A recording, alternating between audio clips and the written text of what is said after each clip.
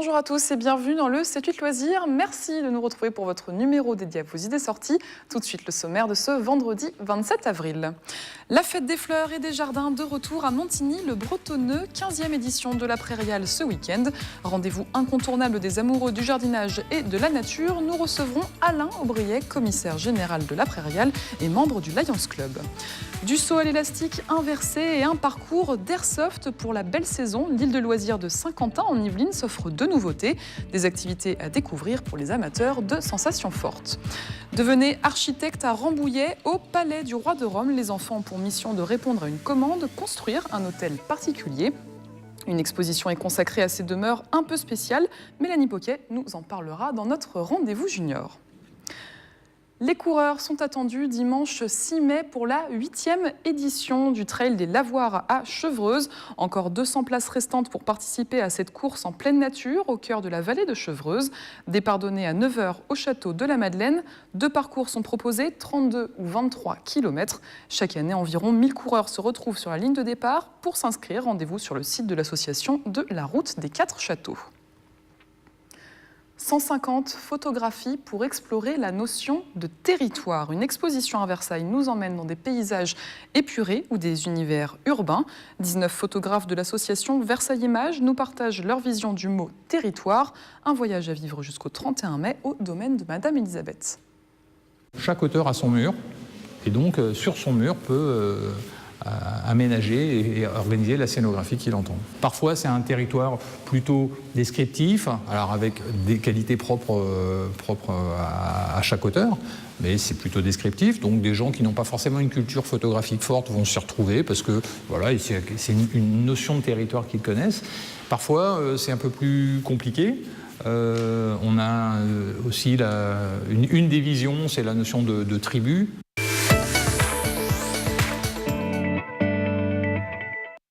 Amoureux de la nature et passionnés de jardinage, ont rendez-vous ce week-end à Montigny-le-Bretonneux, 15e édition de la Prairiale à la ferme du Manet. Bulbes, fleurs, arbustes, mais aussi artisanat et produits du terroir sont à retrouver. Avec nous, Alain Aubriet, commissaire général de cet événement et membre du Lions Club. Bonjour. Bonjour. Alors cette année encore, de nombreux exposants sont attendus. Que pourra-t-on retrouver ? Bien, comme d'habitude, on trouvera 3 types d'exposants. D'abord, le plus important des exposants du jardin, c'est la fête des fleurs et des jardins, c'est le sous-titre de la Prairiale. Donc on peut acquérir en cette période de début de plantation, on peut acquérir des plantes, des arbres, beaucoup de choses, et puis aussi de la décoration de jardin, voire de l'aménagement de jardin. Et puis au fil des années, nous avons développé 2 autres activités, une concernant l'artisanat, à condition que ce soit un artisanat orienté vers la nature, et un deuxième pôle qui est un marché des saveurs.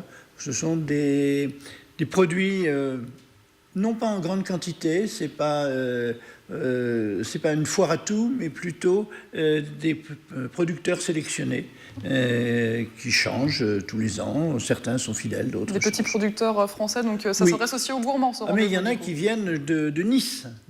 Il y en a qui viennent de Nice, il y en a qui viennent de Bretagne, il y en a qui viennent du Nord. Enfin, c'est vraiment de 4 coins de la France. Et pour cette 15e édition, vous accueillez de nombreuses nouveautés, également des nouveaux exposants. Alors, on a toujours renouvelé les exposants. Souvent, et cette année, c'est pareil, à peu près 50% de nouveautés. Je ne vais pas tout dévoiler, parce que sinon, vous sauriez trop ce qui va se dire. Ce qu'il faut savoir aussi, c'est que nous cherchons à favoriser les jeunes pousses dans la nature. C'est une bonne chose, mais aussi dans les entreprises. Et certaines entreprises qui sont des personnes qui sont en train de se lancer viennent, et avec une participation modique, voire nulle, on les invite pour qu'elles se fassent connaître et qu'elles aient leurs premières activités. Et là, pour cette année, on aura deux nouveautés que l'on pourra voir.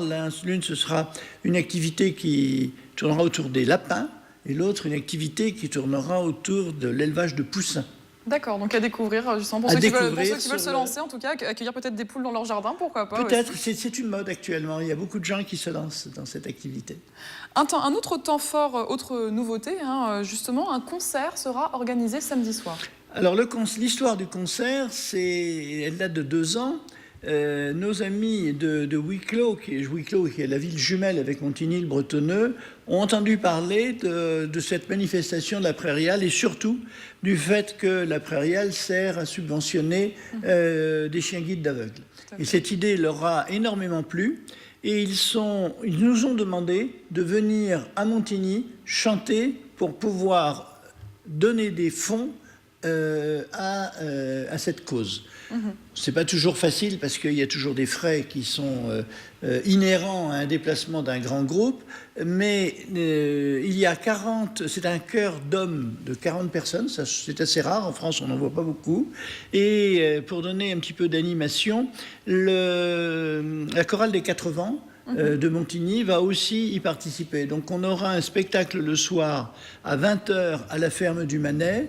Une partie, Wicklow met le corps, la chorale de Montigny, et puis à la fin, un ensemble, les deux. Et donc l'entrée est libre, mais on invitera tous les spectateurs à passer devant un chapeau, puisque c'est cette participation-là qui permettra de financer l'opération. Et justement, tous les bénéfices de cette manifestation de la prairiale sont reversés dans la lutte contre la cécité, justement. Alors, il faut savoir qu'au Lions Club, on a deux activités. On a l'activité interne de toute association, avec, je dirais, notre fonctionnement. Et puis, on a une activité de créer des manifestations et les faire vivre, avec un compte particulier. Et donc, l'intégralité des sommes que l'on touche à cette manifestation, naturellement déduite des quelques frais que nous avons pour la manifestation, sont intégralement versés. Il faut savoir que donc c'est pour former des chiens, c'est vraiment ça l'idée, c'est pour former des chiens guides en fait, oui, des chiens guides d'aveugles. La prairiale nous rapporte à peu près 10 000 € par an en moyenne. Et donc un chien ça coûte cher. Et l'idée, c'est donc de pouvoir, tous les 3 ans à peu près, financer un chien guide. Parce qu'on le rappelle, il y a un vrai manque à ce niveau-là. Oui, la liste d'attente pour un chien guide, c'est à peu près 2 ans. Et il faut savoir qu'un chien coûte cher, puisque les chiens restent la propriété de l'école des chiens guides de Paris, qui est une école qui a été fondée par le Lions Club il y a déjà pas mal d'années, maintenant je crois que c'est 40 ans. Et donc le chien, eh bien, il est élevé, il y a un élevage qui est à Buc. Ensuite, il est nourri, il est éduqué, il est accompagné, on l'accompagne dans sa retraite. Tous les frais vétérinaires et de nourriture sont pris en compte. Ça a c'est pour ça que ça a un coût. Et ils sont naturellement offerts gratuitement aux non-voyants. Aux personnes qui en ont besoin, tout à fait. Mais ça coûte... il faut pouvoir financer l'école. On conclut en tout cas. Merci beaucoup Alain Aubrier d'être venu sur notre plateau. On va juste conclure en précisant que l'entrée est à 2,50 € mais gratuite pour les mineurs et elle permet du coup de venir tout le week-end. Donc venez en profiter pour l'occasion en tout cas de profiter des fleurs tout en faisant une bonne action pour la lutte contre la cécité. Merci beaucoup Alain Aubrier. Merci à vous.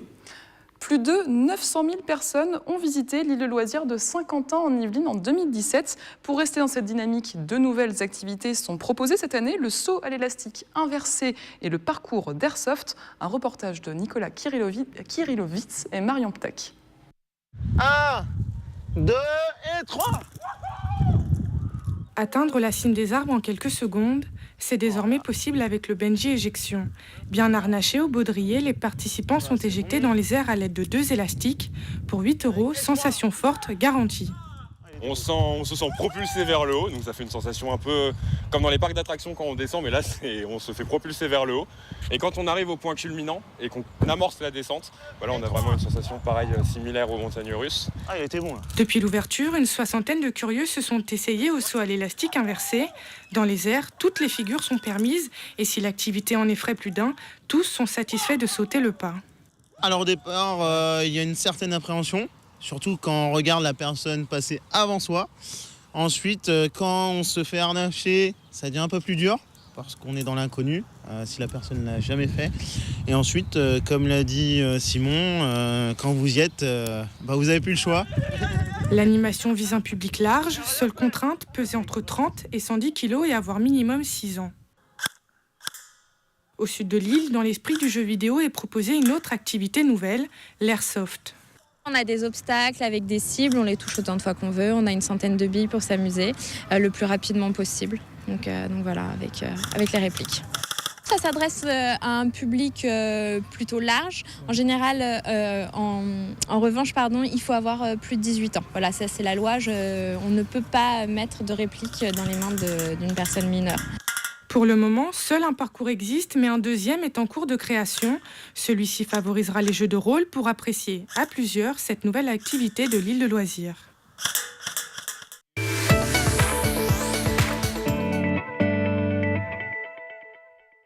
C'est la fin des vacances, mais pas la fin de notre rendez-vous junior. Mélanie nous a rejoint en plateau. Cette semaine, vous nous proposez un atelier où les enfants vont faire fonctionner leur méninge et leurs mains.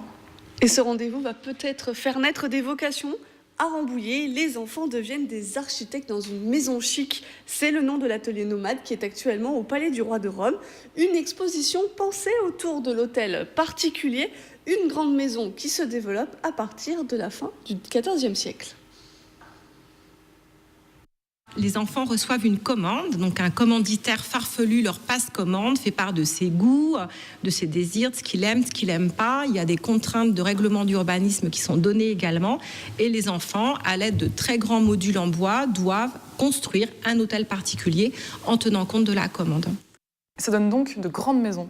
Imaginez Camille, un hôtel particulier pouvait accueillir 30 habitants, une famille complète, donc les parents, les enfants, les grands-parents, voire les cousins germains et même les domestiques. Alors pour ce jeu, il y a 8 commanditaires. Je vais vous donner un exemple. On va parler de Sir Richard de Hazelnuts. Alors c'est un banquier collectionneur de 25 ans et même s'il est célibataire et sans enfant, il doit loger un cousin éloigné, la famille de son secrétaire, un sculpteur et 21 domestiques. Et l'exposition se visite de 2 manières. Alors, il y a la visite libre avec les parents. L'exposition prendra fin le 3 juin prochain.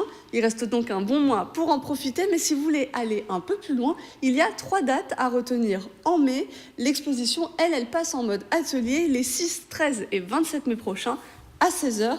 Une visite qui est animée par un guide conférencier et les talents des constructeurs des enfants sont attendus. Les apprentis architectes ont donc rendez-vous à Rambouillet pour créer leurs plus beaux hôtels particuliers. Merci Mélanie. Le 7-8 loisirs est maintenant terminé. On se retrouve vendredi prochain pour un nouveau numéro. Et d'ici là, je vous souhaite un excellent week-end.